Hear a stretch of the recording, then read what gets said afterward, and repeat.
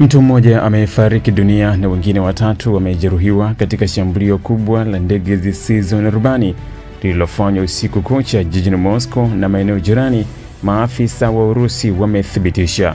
Kwa mujibu wa Wizara ya Ulinzi ya Urusi, jumla ya droni 337 zilithibitiwa au kuharibiwa katika mashambulizi hayo ambayo yaliathiri Moscow na mikoa mingine 9 ya nchi hiyo, ikiwa ni pamoja na Kursk, Bryansk na Tula.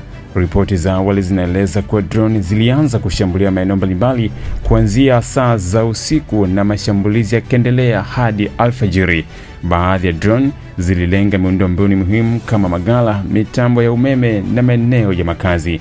Meya wa Moscow amesema kuwa ulinzi wa anga wa Urusi ulidungua zaidi ya droni 60 zilizokuwa zikikaribia mji mkuu. Hata hivyo, baadhi zilifanikiwa kufika karibu na maeneo ya watu na kusababisha uharibifu wa mali pamoja na majeruhi. Kutokana na mashambulizi hayo, viwanja 4 vya ndege vya Moscow vililazimika kufungwa kwa muda ili kuhakikisha usalama wa wasafiri na wafanyakazi wa viwanja hivyo. Jeshi la Urusi limeeleza kuwa mashambulizi haya ni sehemu ya mashambulizi ya kigaidi yanayofanywa na Ukraine dhidi ya raia wa Urusi. Hata hivyo, hadi sasa Ukraine haijatoa tamko lolote kuhusu shambulio hilo, na hali inayoongeza sintofahamu kuhusu mkakati wake wa kijeshi.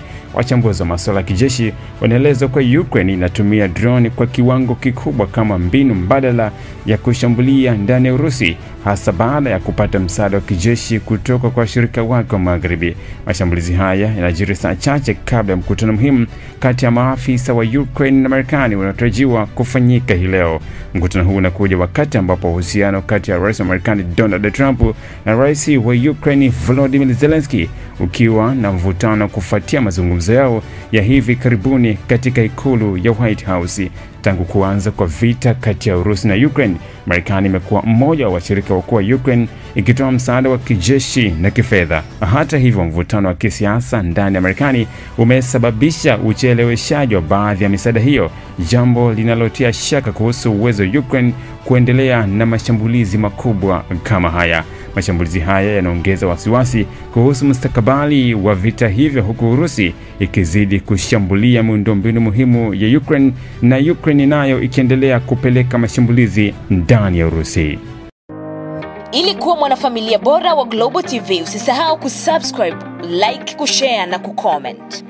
Baada ya kusubscribe, bonyeza alama ya kengele ili kupata taarifa kwa kila video inayopanda Global TV Online.